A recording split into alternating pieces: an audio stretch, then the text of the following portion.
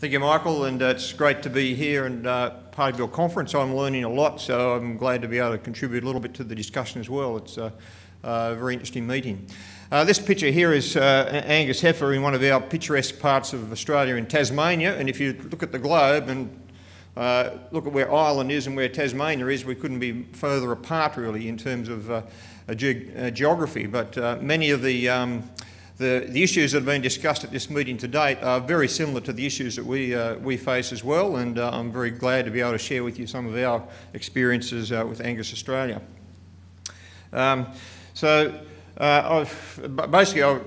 This is a quick outline of what I'm going to talk about. The chairman's worried about the number of slides I've got, but fortunately my talk's been set up very nicely by Arthur Rickards, who's already spoken to you at depth about the structure of the Australian industry, and in particular our breed plan system, of which Angus Australia is a key user of.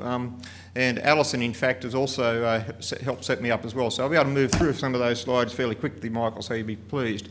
But I want to give you a little bit of background about our organisation, Angus Australia, what we do, and then fairly quickly then focusing on our breed plan system we use and the genetic trends we've achieved, both at the breed level, but also at the level of some individual breeders, some of our key breeders that have contributed. I want to share with you also some information on sources of genetic trend that we've achieved, and that's quite revealing in terms of where our genetic improvement has actually come from over time. And also touch on the management of recessive genes, because there's a very nice story to be told there, and it's been referred to as well in some of the previous talks. Essentially, Angus Australia, or the Angus Society of Australia, it's the Angus Breeds organisation in Australia. And really our vision of the organisation is to be leaders in the delivery of programs that both enhance the breed and to promote the value of the breed. And it's those two key things, enhancing the breed over time and promoting the value then that enhancement has produced, is really what our organisation is on about. We have about 3,000 members, of which about 1,000 are active performance recorders and contribute data, registrations and data into our system.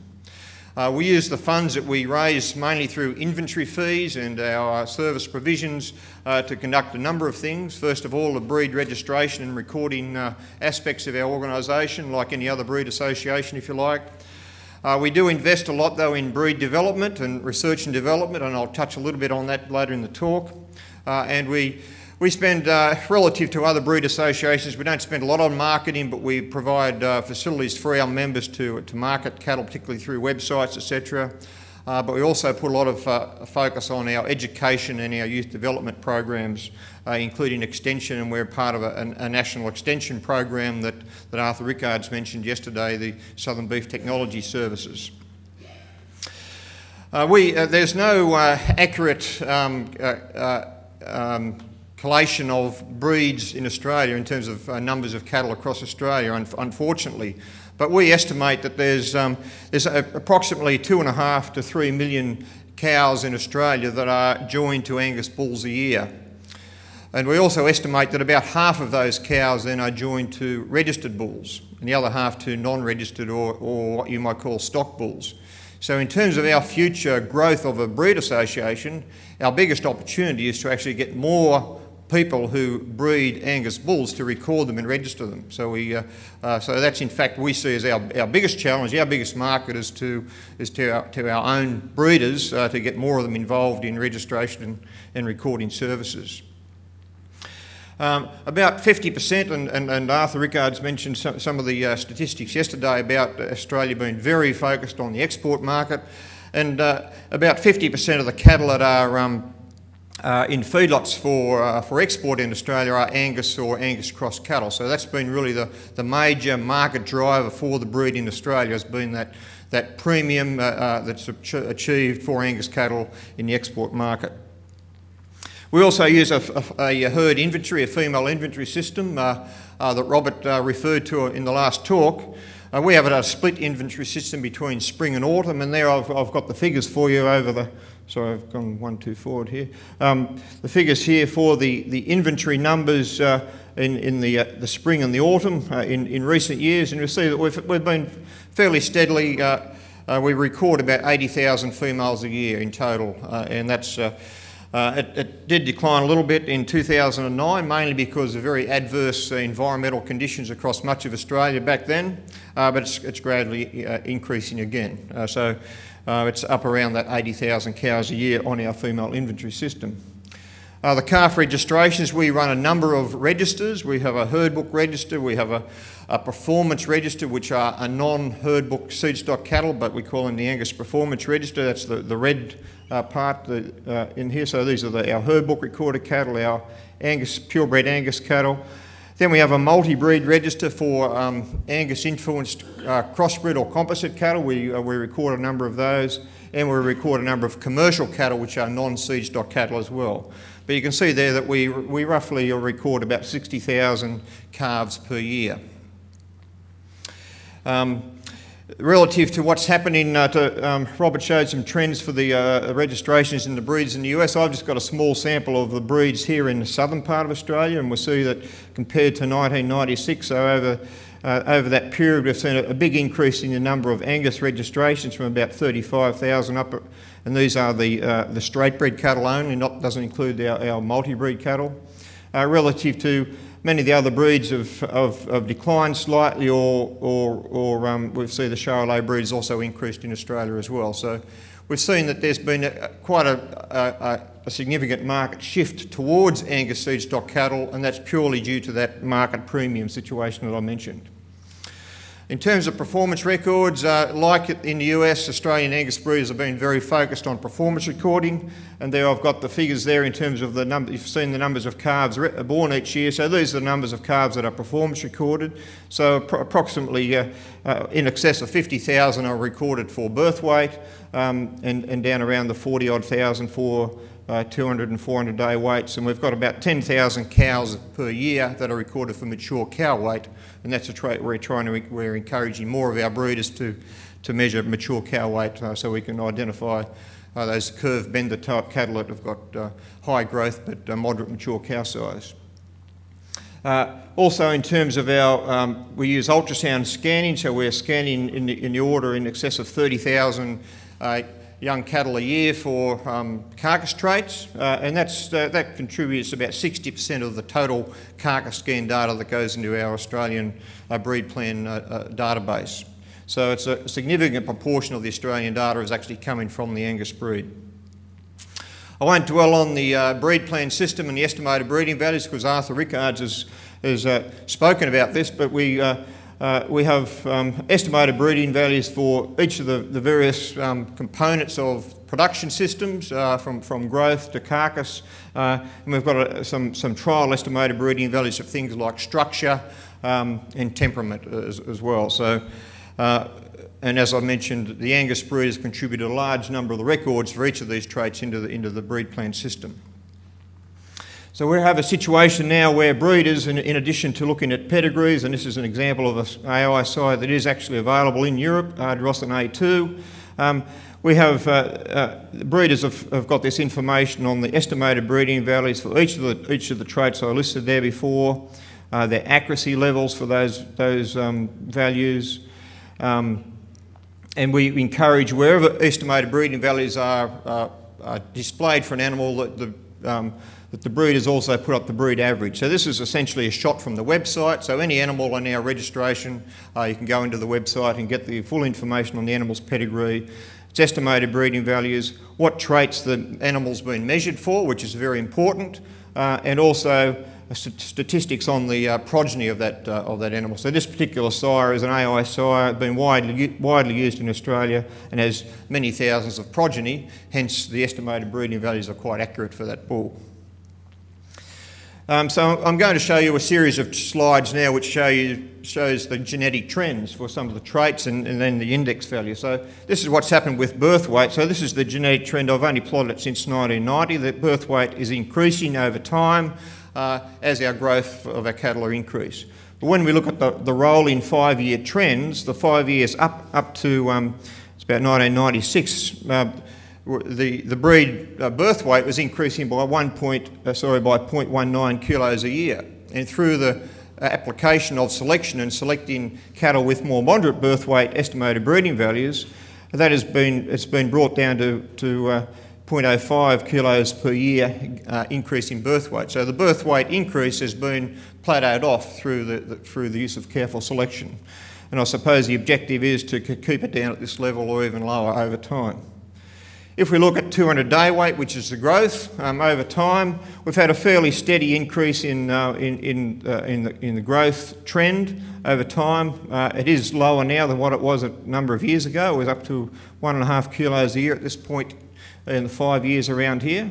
And the 5-year rolling trend now is about 1.1 kilo a year. One of our objectives, of course, is to try and increase the rate of genetic progress. Well, with growth, we haven't actually achieved that. We're still achieving genetic progress for growth, but the rate of that progress is not as high as what it was back here in the late 90s, and I'll talk more about that shortly.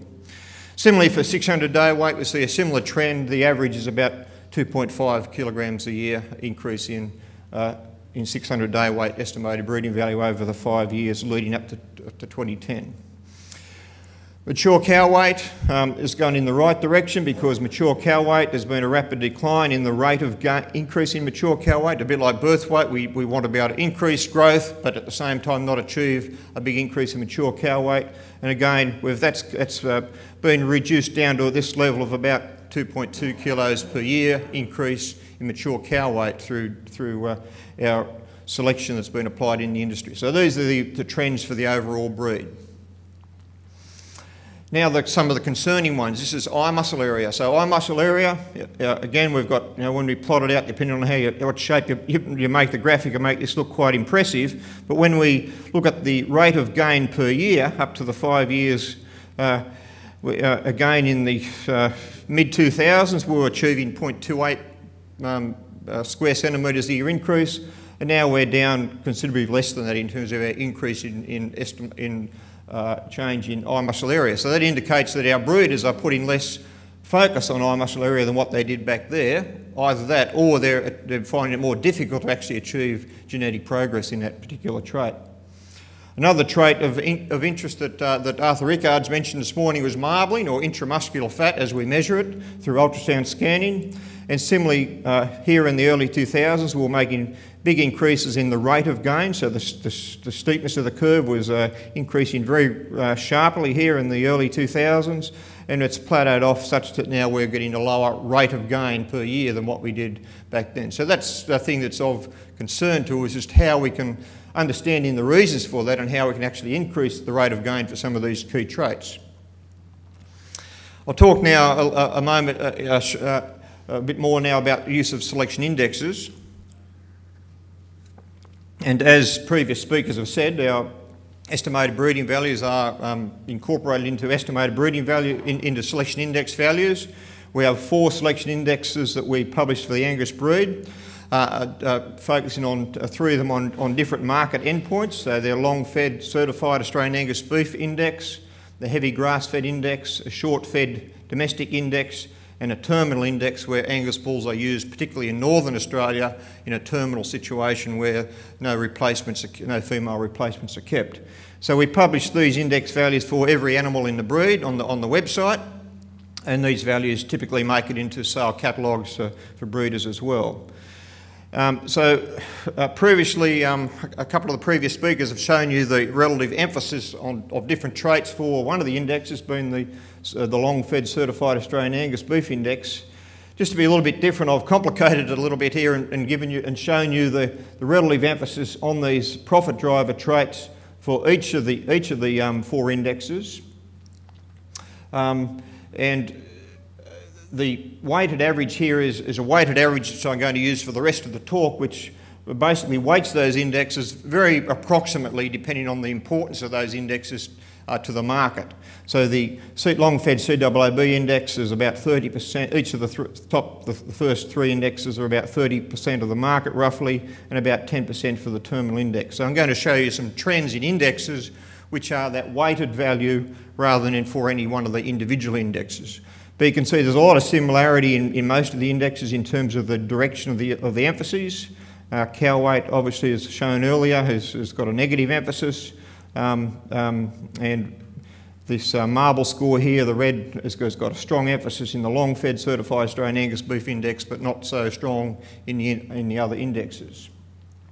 So here's the breed genetic trend for the index values, and I showed you before the trends for individual traits. So when we put those traits into the weighted index, sure, we're still making genetic progress over time, which is very important, but what we would like to see, though, is the rate of change to be increasing over time as we apply more technology and breeders do a better job. Well, the rate of change is actually is lower now. It's in the 5 years leading up to 2010 was about $2.8 per year, dollars per cow join per year, relative to at the best point back here in mid-2000s was about 3.8. So and it's mainly due to that decline in our rate of progress for traits like intramuscular fat, for eye muscle area, and for fertility traits, which I didn't show the individual trait indexes, but I'm happy to share that with you if you like. Now here's one of the reasons for that decline. This is the, and I'll show you in a while, that a lot of the Australian genetics is based on importation from USA, and the black line here is the average index value of imports from the USA over time, from 1990 to 2010, so it's above the overall average for the breed, because those US imports are obviously highly selected animals. Some of the best animals out of the US have been imported to use through semen and embryos in Australia. But the rate of the 5-year trend, again similar to the other graphs, I've got the black line here is the 5-year trend for those imports, and the value, the dollar value of those animals, the US imports, is declining over time. So if we're continuing to rely on importing our genetic improvement from the US, which to some extent we are, that's having a negative impact on our genetic trend. So we're seeing a convergence here of the US, the best out of the US are coming closer to the average in Australia. So our message to our breeders is to focus more on our Australian genetics and also to look at other diversity beyond, for example, what might be available in the US to make further genetic improvement into the future. I'll show you now some similar slides to this, but for some of our leading breeders that have contributed most to the of the genetics into this, some of our larger breeders that have contributed most to the genetic trend in addition to the US genetics. So here is, I've just called it herd 1, and here herd 1 again is the black line. They're consistently above the breed average, but even in that case, the black dots here are the rolling 5-year trend, and we're seeing that it's going up and down as this particular breeder finds genetics that can improve the genetic value of animals in their herd. And we see that some periods the line's much steeper than what it is in other periods. So what our objective is really is to make that rate of genetic improvement increase over time. That's what the use of the technology is attempting to do. So this is one of our more significant breeders, and they're struggling really to be able to get the same rates of genetic improvement as what they were able to achieve back in the mid-2000s. Here's another breeder, and I'll go through these fairly quickly now because they're showing the same thing. Here's another breeder that was about average back here, and it's diverging. They're doing a good job, but even in that case, their 5-year rolling trend is on a downward. It's got a downward trend, which means that their rate of change in more recent years is not as great as it was back in the early 2000s, for example. Here's another one, shows a similar trend that they're diverging from the breed average through genetic improvement. Their rate of gain now, though, is not as good as what they would have liked it to be, because they've achieved better in the past. And yet another one, and the main purpose for showing you these is that these are some of our key breeders, and in all cases, they're all struggling to be able to achieve the same rate of genetic improvement as what they had in the past. Here's another breeder that's as in fact was above the breed average and has gone below. So just again to show you that not all of our breeders have got the same breeding objective. So this particular breeder, their objective obviously is not compatible with that weighted average that I've plotted there. They're trying to achieve a different thing in their breeding program, which is obviously not going in the direction, I suppose, that I'm plotting out here in terms of a dollar index, a weighted dollar index. I'll share with you now some information on the contributions to genetic trend over time. And this is some work done by Peter Raymer, who's at the conference, and I think I saw him in the room somewhere. And Peter's much better to explain this than me, but essentially I found his analysis very revealing, because what it shows is that the contribution to genetic trend that's come from the USA over time has contributed now 76% of the genetic improvement that we've achieved in the Angus breed has come through that importation from the US. Our Australian breeders, through their breeding programs, independent of the US imports, have achieved 19 or almost 20% of the gain, and of course there's been some importation from other countries. So that very strong focus on US genetics has been one of the key things that we must acknowledge has been one of the key reasons for the genetic progress achieved in the Angus breed in Australia. And as I showed you with those earlier plots, of course, is if we continue down that path, we're not going to necessarily make the genetic gains into the future that we would like to make. I've drilled down a little bit more detail here and shown you the gene contribution for now some individual sires. Most of them I've coded them here. Most of them you'll notice have got a US code. There's an Australian code and a Canadian code there as well, and a New Zealand one. And these are the sires, the contribution of some individual sires to the current population of Angus in Australia. And as we see, there's one particular sire that's contributed almost 10% of the genes in our population. And the top, if you count up to about the top 15 sires, have contributed about 50% of the genetic diversity in the population, or the gene contribution to the population. So that's got some positive and negative messages. One of the positive messages but these have been highly selected animals, so they've been the reason for the genetic trend that we've achieved. But of course, it also means, and I haven't shown it here, but also means that our effective population size has declined because of the strong focus on a relatively small number of animals. Now that has some negative connotations in terms of managing inbreeding and managing recessive genetic conditions. But ironically, it also has a very positive impact that genomics, we would expect, might have a more promising potential in this population because of the effective population size and as well. So there are some positives and negatives, I suppose, in terms of the effective population size. But again, it's quite revealing that a relatively small number of sires have had such a large contribution to the composition of our population. And you will see a similar thing, and I'm sure you have seen similar things in other populations, including dairy. I now want to just spend a few moments talking about our use of genomic values. This has been referred to as well by Arthur Rickards in his talk, so I'll be able to move through it fairly quickly.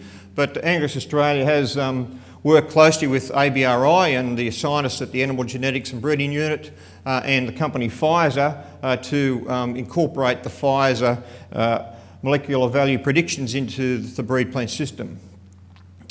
Essentially, the way we did that is we genotyped 1,031 sires with the Illuminous 50 SNP panel, 50,000 SNP panel, and calculated. Pfizer did that work and calculated molecular value predictions based on the correlations of the SNPs with the estimated breeding values of those 1,000 odd animals, and they were all animals that had reasonably accurate estimated breeding values. So that was really the training population.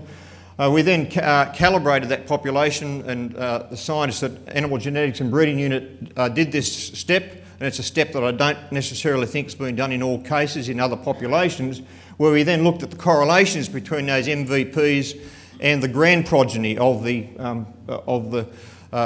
sires with the EBVs that were in this training population. So the grand progeny of these 1,031 sires were used to look at the correlation between their phenotypes of those grand progeny and the molecular value predictions. That's how we did our calibration.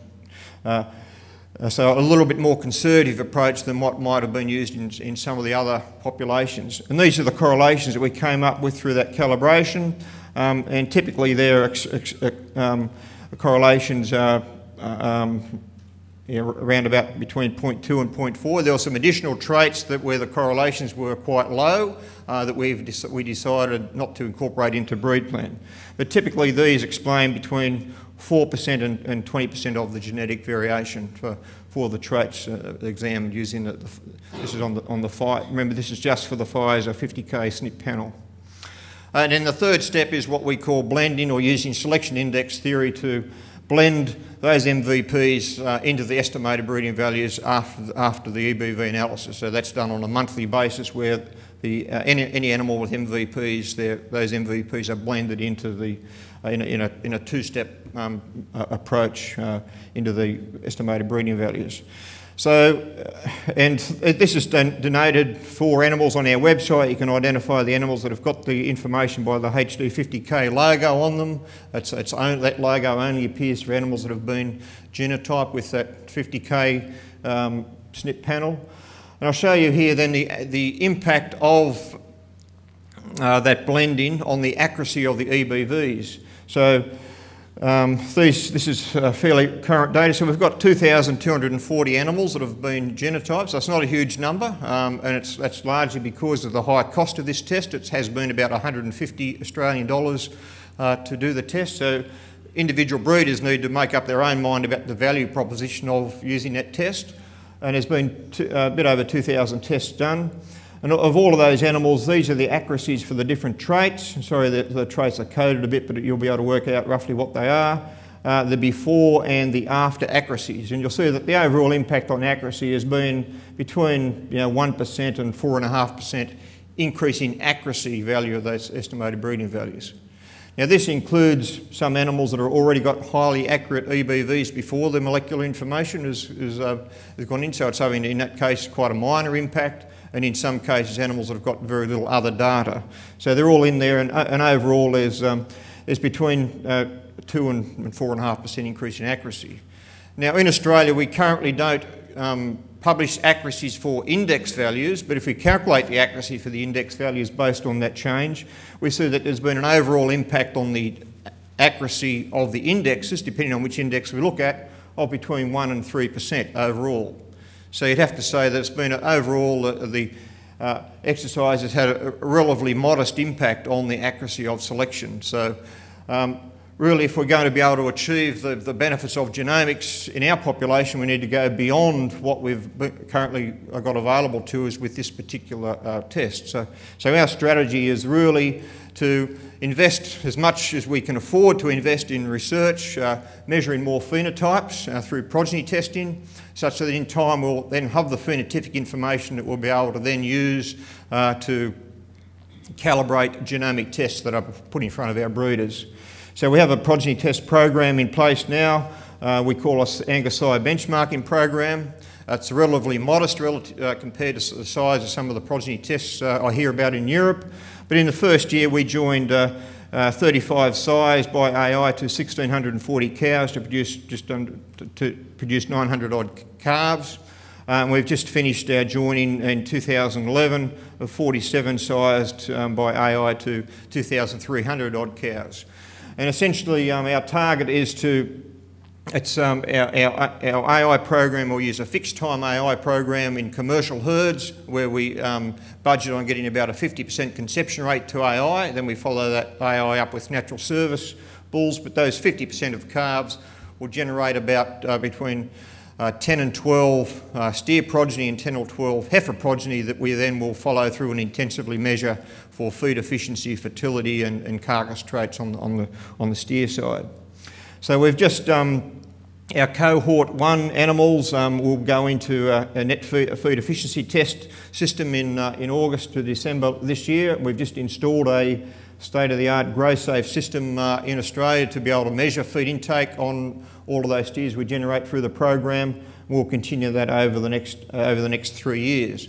So our target over 3 years will be to generate at least 1,500 steer records with feed intake and efficiency data and detailed carcass data, and about 1,500 female fertility records on animals as well.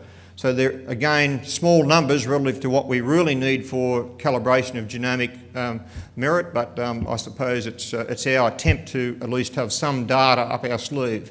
So our entire strategy really is focused on measuring phenotypes, and in time then the genotype companies will come to us and hopefully we'll be in a good negotiating position to be able to then use those phenotypes to negotiate with those companies for genotyping services as well. Just want to very briefly now mention our experience with recessive genetic conditions, and this was also mentioned earlier by Alison in her talk. In the Angus breed, we have had, and Alison, fortunately, she didn't actually spell out the names, and I won't either, but we've just coded them AM, NH and CA. And because of, and I'll just actually go to the next slide. You've seen this slide before. This is the contributions of individual size to our breed, and there was 2 of these bulls that had a big impact. This one here, which I've coded USA2, it was a carrier of AM as well as NH. So it was a carrier of 2 of these lethal recessive conditions. And there's a couple of other bulls as well that have big impact that have contributed, that were carriers as well, as contributed to our genetic composition of the breed. So just going back to this other slide, we see that we started to get an increase in the carrier frequency of all of these conditions up until we were getting quite concerned when we discovered that they weren't actually discovered until 2008. And when we went in there and looked at the frequency, we were quite alarmed that we were already up around the 8 to 9% frequency of carriers in our population for NH in particular, and AM not far behind. Fortunately, we were able to, working with Dr. John Beaver in the US at University of Illinois, develop DNA tests for those conditions very quickly and get them implemented very quickly, and to use a system that we work with Dr. Brian Kinghorn and an ABRI called GeneProb to calculate the probability across our entire population, a probability of the carrier stage of all of our animals, and we could identify which animals then needed to be tested using this test. And you can see then the impact of applying that test along with the GeneProb system. We'll be able to reduce the gene frequency down to levels of around about 3%, and they're continuing to decline very rapidly. So it's a really good example to me of how we can use genetic technology, statistical technology through the GeneProb system, just to smartly identify animals that we need to test for recessive conditions. And obviously this is something we'll have to live with all the time. If we use any animal, any animal is going to be a carrier of some deleterious conditions, probably in recessive form. So if I have animals, we have this unique situation in livestock breeding, particularly in bovines, where individual animals can have massive impacts on populations, and when that happens, we need to be able to be aware of the fact we need to manage those recessive conditions in time. And this is a really good example of how it can be done. Okay, so just in summary, and Michael, you'll be pleased to see this summary. I just want to finish off by saying that Angus breeders in Australia have actually achieved excellent genetic progress. I probably did dwell a little bit in my talk about the fact that our rates of genetic gain now are not as high as what they were, say, 5 to 7 years ago, and we want to change that situation. But despite having said that, we have achieved excellent genetic progress, and our target is to certainly achieve more genetic progress into the future and at a faster rate, particularly genetic progress for overall profitability. Most of the genetic progress to date has been through introductions from the USA, and that's again because of the very compatible production and market scenarios of the high quality beef out of the US and Australia for Angus. The rates of genetic progress have declined in recent years, and we want to address that. Genomics might assist us there slightly, but really our philosophy is that it's doing a better job of basic use of quantitative genetics, performance recording, and use of quantitative genetic selection, and any advantage that genomics gives beyond that, well, that's good, but we're not certainly holding out and waiting for genomics to deliver our improvements into the future. And finally, well, not quite finally, but recessive genetic conditions, they need to be rapidly identified and managed, and they can be, and I've demonstrated to that how that can be done. I think in order to make maximum use of the genomics technology in particular, we need to of strategic investment in measuring phenotypes. It's not about the genotypes, it's about the phenotypes and having good phenotypic information, particularly for the difficult to measure traits like feed efficiency and like some of the carcass traits and fertility traits, etc. And finally, I think that I've demonstrated to you that one of the things we would really like in Australia is access to greater genetic diversity, so we can continue to get those lifts in performance that we got 5 to 7 years ago through intensive selection of genetics out of the USA. We'll continue to look at the USA, but we also want to look at other countries around the world as well. So I think that if there is greater global cooperation where it makes sense for genetic evaluation, that will certainly assist in being able to identify that genetic diversity that we're looking for mutual benefit. So thank you very much for putting up with that talk, and I look forward to meeting many of you over the next couple of days and discussing some of these things further. Thanks, Michael. Okay.